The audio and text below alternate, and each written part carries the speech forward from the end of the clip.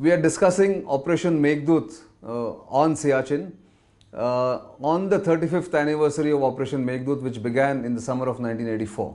And with me are two veterans of Siachen, Air Vice Marshal Manmohan Bahadur, who has not only commanded the 114 helicopter unit based in Leh, but also flown extensively on Siachen even before he became the commanding officer of that unit, and Lieutenant General Sanjay Kulkarni, who will be remembered as the first Indian Army officer to have landed on Bilafondla, which is one of the 3 or 4 main passes on the Saltoro Ridge, which divides or which overlooks the Siachen glacier, and which actually is like a protection wall against Pakistani incursion onto the Siachen glacier. We are in conversation with them, and we will give you the whole picture, having spoken to them about how it got initiated, how it started in the summer of 1984. We will get on to the next phase and what it means for India and India's security in the Himalayas. I am Nitin Gokhale.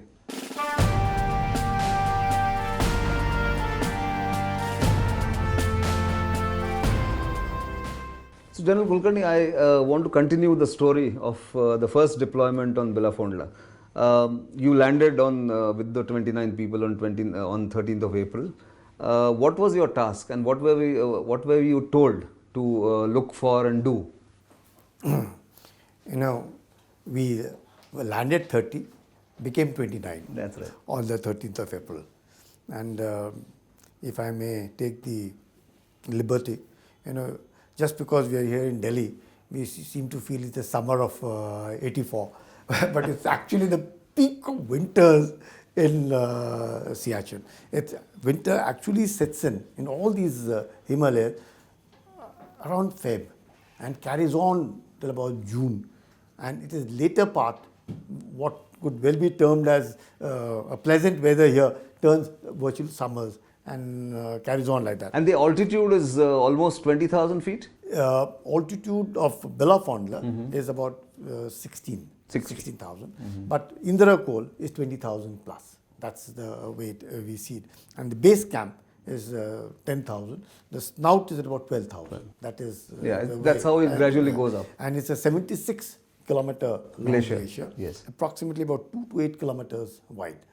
And as you rightly said, the routes of ingress are Gyongla, Bilafondla and Siala.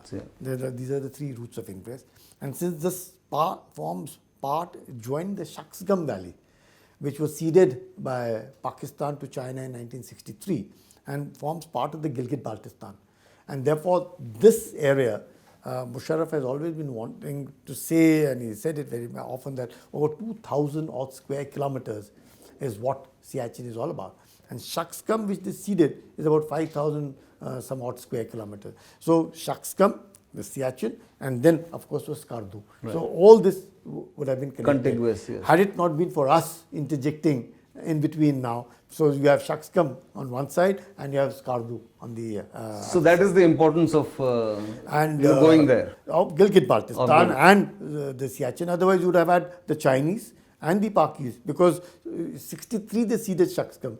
And slowly and steadily the cartographic aggression had already started. Right. And they were sponsoring all these expeditions to Siachen and to these lovely peaks of Dharamsher via their side. So your task was to interject and sort of prevent Pakistanis coming onto the Siachen glacier. Absolutely. Right. And so on that day when you landed there with these left with 29 people, including yourself, what was the first night like, and what happened? Because subsequently, I think the first clash took place in June. Yes. That's also very interesting. I'm glad you reminded me of that. 13th we landed. The weather turned bad around noon. The second sort of sorties were to go to Siala on the 13th itself. So we were to occupy on 13th Bilafondla and Siala. But the sorties to Siala couldn't go because the weather turned extremely blizzardous and bad. And these new pup tents had been got from Europe, and each of them took about between 2 to 3 men, depending on how fat or how thin one was, and one had to be comfortable in that. And I was with my company commander, then Major R.S. Sandhu. He was also VRC. And so we were in one, and all other pup tents had about 3 to 4 people. staying there. And since the weather turned extremely bad, and we had fire kings given to us, we had never ever used them, so we wanted to see how they were, what would happen over there. But they were very, very comfortable. Actually, that made it very warm. So 13th was bad weather. 14th was bad weather, 15th was bad weather, and I think 15th and 16th, and then we had instructions not to open the radio set. So that's where I want to bring in Brigadier Channa, who I have quoted in the book extensively, thanks to you, who said that when the weather turned bad and you couldn't really put in the entire deployment at Siala and otherwise, everybody came down on him like a ton of bricks and said that, look, we told you don't go into this kind of a weather. But he was very confident, and I think it turned out to be a blessing in disguise that the Pakistanis couldn't come up. Totally. Why? Because 13th bad weather, right. Nobody could fly, neither we could fly nor the Pakis also. 14th, 15th, and it was, I think, the 15th, this thing, when this boy, Ramesh, told early morning that we had set for Billafondla, and then I was told, come back. I said, what happened? Because as it is, we are wading through waist deep of loose snow going to Billafondla. So they said, come back. I said, what happened? I asked the company commander. He said, I'm told Ramesh is no more. I said, what happened? Ramesh was with me in the earlier expeditions. And very tough boy, he would do fixed rope all along it. And I said, what happened? He says, it appears he's no more because his buddies come and told us that there's froth in his mouth and that he's no. Oh God. I went and saw, and he passed away. I said, now what next to do now? So he said, let's open the radio set. I said, we've been told 5 days, absolutely silence, radio silence. Total radio silence. And now I said, we have no option. Now, radio set, it was not that we could not, we also did not know very well how to operate it. Because you had lost the radio operator. Because the radio operator had been evacuated the very first hour of our night. So since we knew a little bit of all of it, we pitched up those antennas, and I said, the company commander and I decided we have no option. 5 days or no days, this boy is no more. So we must inform the base camp. So the moment we opened the radio set and informed them, that what you just said, everybody pounced on the sector commander saying that, look, we told you, see now, a boy is already dead and this, and but you won't believe it was a little later than that. Within about maybe half an hour, we saw a Paki chopper right in front. They were monitoring top of the yes. So the opening of the radio sets was indicative. They were also suspecting, but because of bad weather, they probably would not have been able to come anywhere close to the glacier. And they were there to spot us. We saw them, they saw us. But we were already occupying on top, the glacier, and they were probably coming to recce the glacier. As what I read from in the book written by Musharraf in The Line of Fire, he says that the corps commander then had directed that it would be suicidal if the Paki troops went around in the month of March or April. So you actually outraced them to the top. Absolutely. So the radio silence helped. Right. It was an absolute blessing in disguise. And going there on the 13th of April is what actually beat them. So eventually Brigadier Channa was proved right. 100%. If not for that man's wisdom, I would put it, at going on the 13th was the right day. Right. Radio silence was absolutely necessary. And the moment there was no radio silence, the 13th, we had already shown our cards and we were occupying. Right.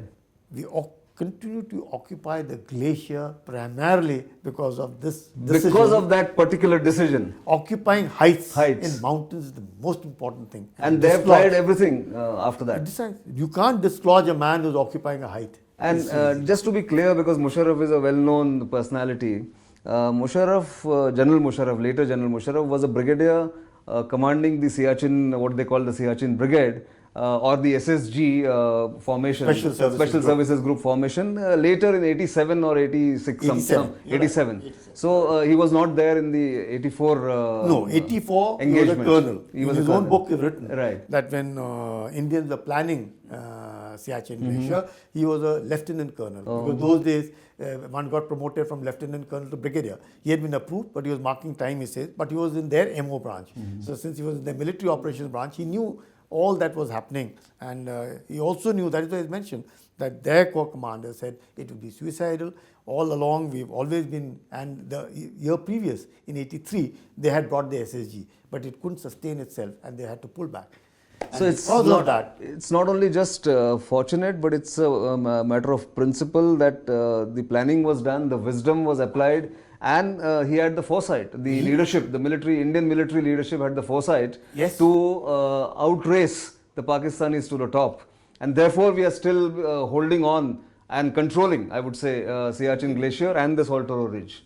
see, if you now again, if you read that book of his, it says Pakis decided to occupy Siachen on the 1st of May. We occupied it on the On 13th of April. So if they were to occupying it on the 1st of May, their logistics and everything would have commenced around 13th, 14th, 15th of May. So you preempted them actually. Not May, April. April, It yeah. would have commenced around 15th of April Right. for them to be able to occupy on the 1st.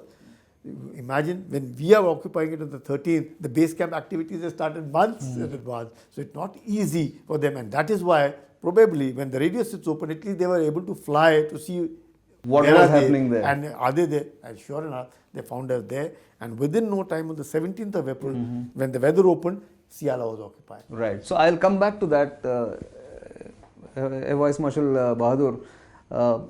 Flying is such a key element of Siachen deployment. And like you mentioned, the moment the radio opened up, Pakistani helicopter came there.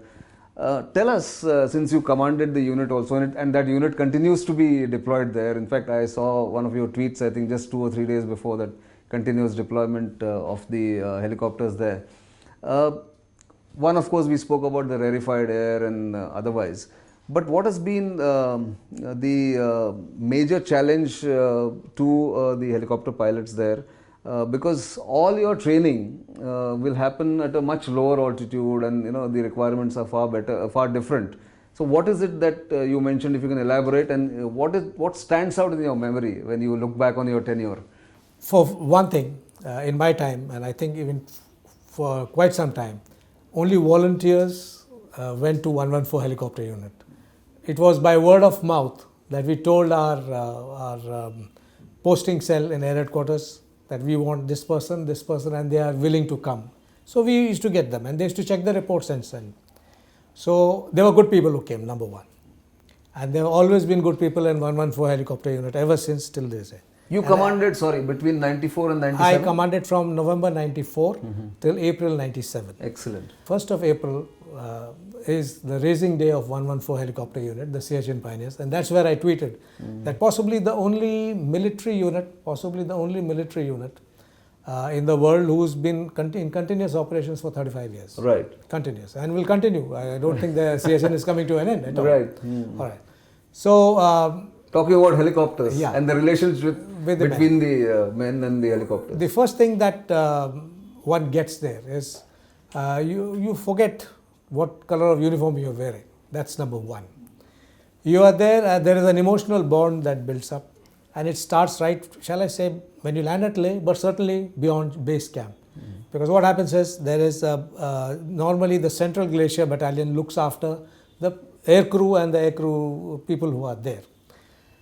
We share the igloo, a briefing room. We break bread together many a time when the weather is bad, especially, and we have nothing to do. The air crew wait there, and the army officers come over, and we eat together. It's the requirement of the army, the troops out there, because we all understand that the lifeline to the Jawan on this glacier is the helicopter. Initially, the first part is the heavies from base camp to bases in between where they go and drop. Like there's a place called Khanda, there is of course Kumar, and Camp 5. People go, and from there the cheetahs pick up, and they move to the posts right on the crests. And where the helipads are, actually you call them matchbox size helipad, they're actually matchboxes, where when you're coming in for an approach, the marshaller at one particular helipad, I know G3, he's actually tied up.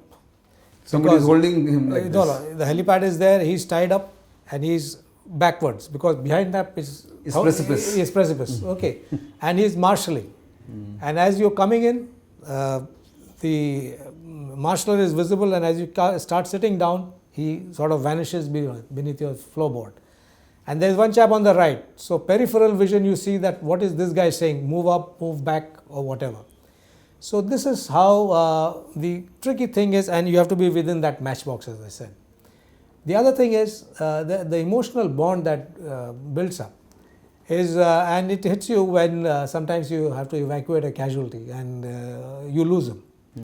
I still remember one particular day when we landed back from Zulu. There's a helipad, the third highest helipad, which is just above the base camp. But and we do circles. It's a wonderful feeling. I still can get into that. And once we landed there, we got a casualty evacuation from a helipad called G3, which is close by, about 15 minutes flying. We went there, landed, and as I look back, they loaded a Naga boy, okay, young, well strapped, I shall say the idol of what Indian youth is, a 22-year-old boy, but he was absolutely limp. And he was suffering from, when we were told, he was priority 1, he was a P1, so he had to be evacuated. So he was suffering from high altitude cerebral edema. So he was just put in, we closed the doors and we took off back to base camp, and as fast as we could go.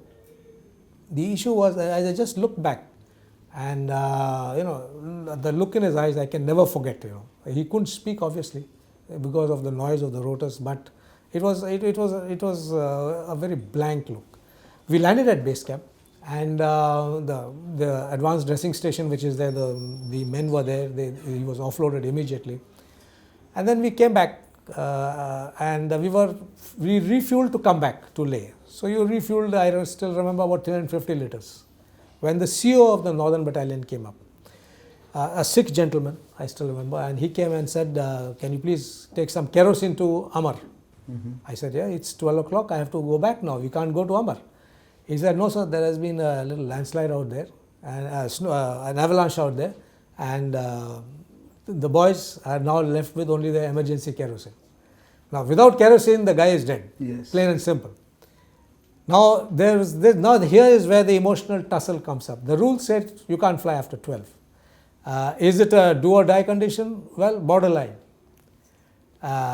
So I was just thinking about it, and I was the CO, and the CO is supposed to set examples to his people. Not don't break rules. I'll catch you if you do that.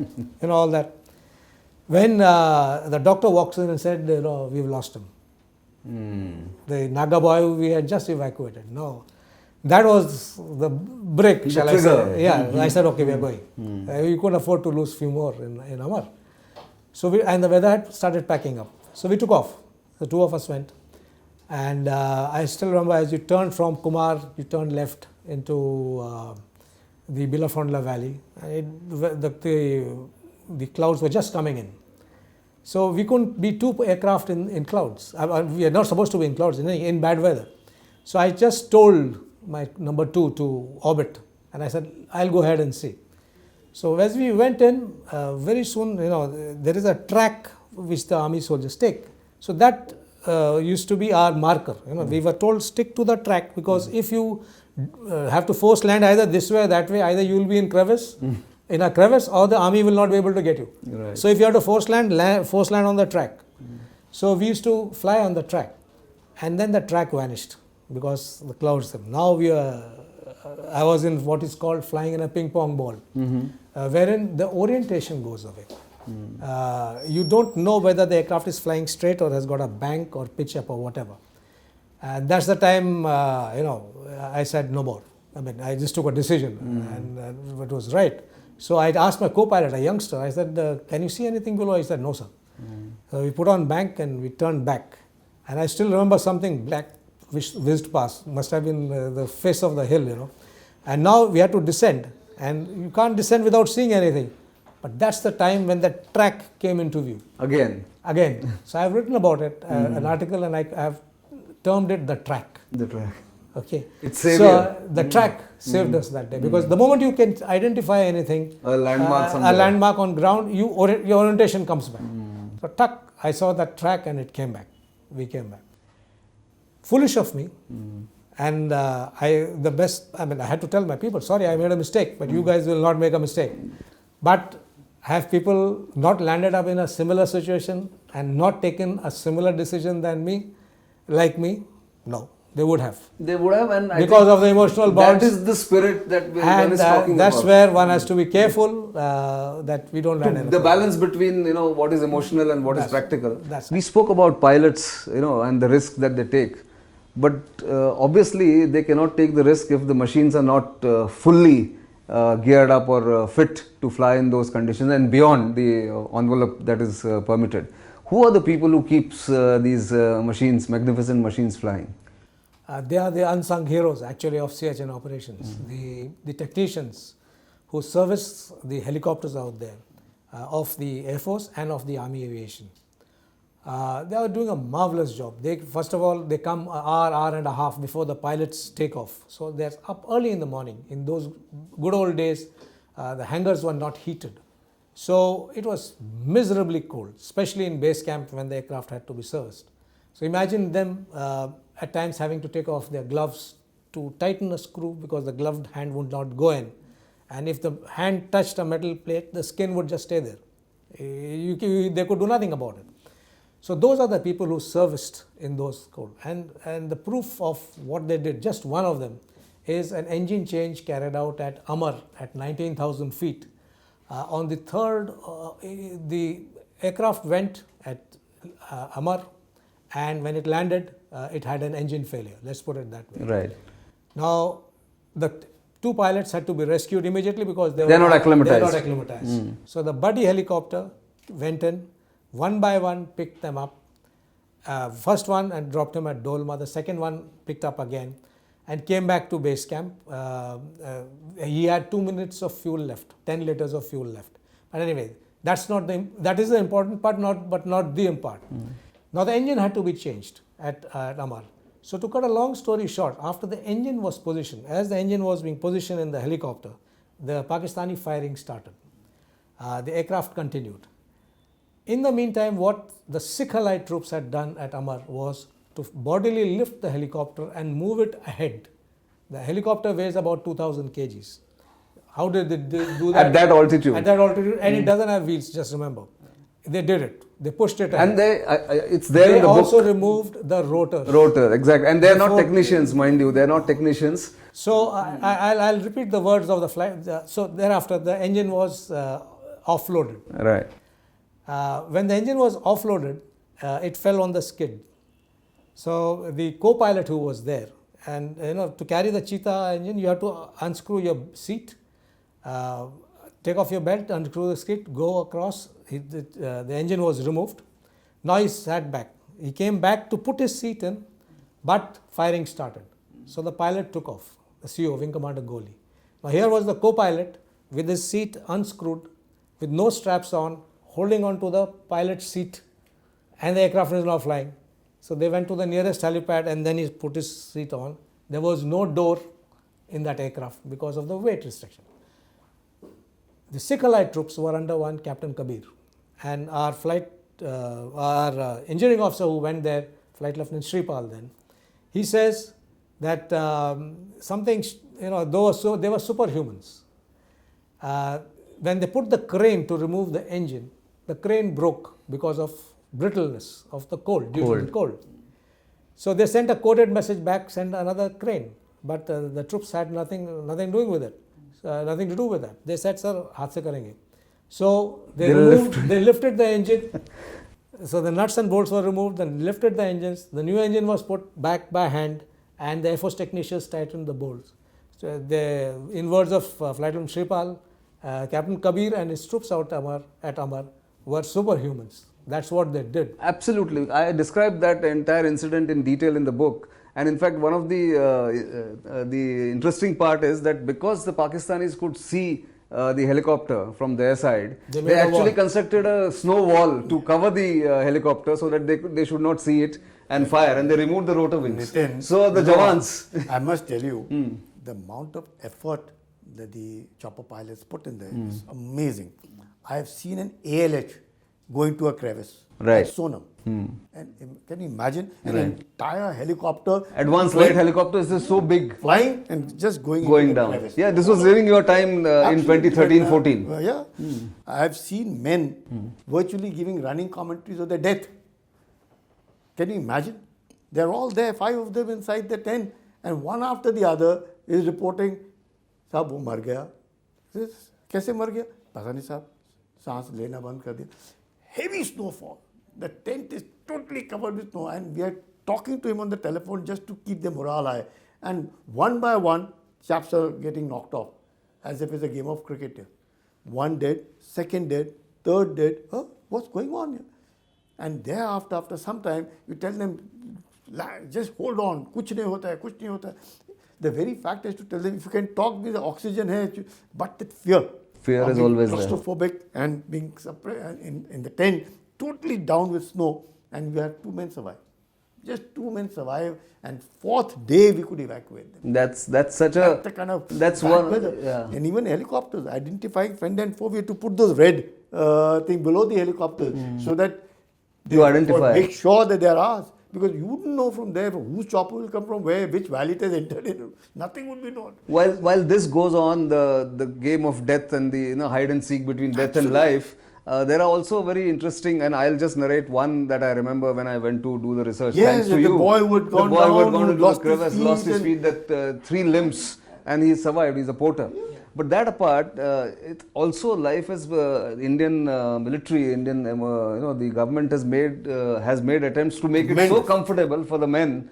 I'll tell you the incident. I was there when I went there for the research. At the base camp, there was this I think 2nd Bihar battalion posted there. Absolutely. So this group had just come down from the deployment in the northern glacier. So the CEO said, why don't you speak to the this guest who has come, who's writing about you. So I called this one of the jawans and I said, कैसे लगता है ऊपर? बोला साहब सब कुछ ठीक ठाक है, आजकल तो गरम टेंट भी है, सब कुछ है. तो मैंने कहा तकलीफ क्या है? कुछ है तकलीफ वहाँ पे? कोई तकलीफ नहीं है सर. नहीं, बट ऐसा बोलते हैं लोग कि यहाँ पे आने से तकलीफ होती है. नहीं नहीं सर, वो तो जाने में मज़ा आता है, रहने में मज़ा आता है. एक ही सिर्फ तकलीफ है, कुकर में 15 सीटियां लगानी पड़ती हैं चावल पकाने के लिए. So basically what he was trying to say is that because of the rarefied air, you cannot cook rice until you have 15 whistles of the pressure cooker. And we had pressure cookers those days. Some of them improvised on those MMG boxes because it had a gasket. So if there were not enough pressure, so you would put put a hole and put a atta around it and a small matchstick, and it would become like a pressure cooker. There are some miraculous stories also from the we can go on and on. the helicopters have rolled 3,000 feet down in Amar. When I had gone as the CEO, at that time there was one helicopter, I still remember the name of the pilot, it's called retd. Okay. He landed and then something happened and then the aircraft went and slid off the Amar. Tuck, tuck, tuck, tuck, tuck, tuck, tuck, like this. Okay. Both pilots came out, dusted the snow, and then the Jawans lowered ropes and they came out. Absolutely. And there are times when one has heard boys in the crevices, you're constantly talking to them, and suddenly the voice goes on. So this is a hide and seek, as I said, between death and life. Many things have happened. We have lost close to 1,000 people since 1984. I think the figure is slightly less than 1,000. It's not, like people say 3,000, 4,000. It's not that. And also, I think the comfort level for the troops has gone up tremendously. Yes. But hats off to people like you, the pioneers of that Operation Meghdoot. We are in the 35th anniversary of Operation Meghdoot, completing 35 years. And we can't say enough and we can't describe enough of what goes on there.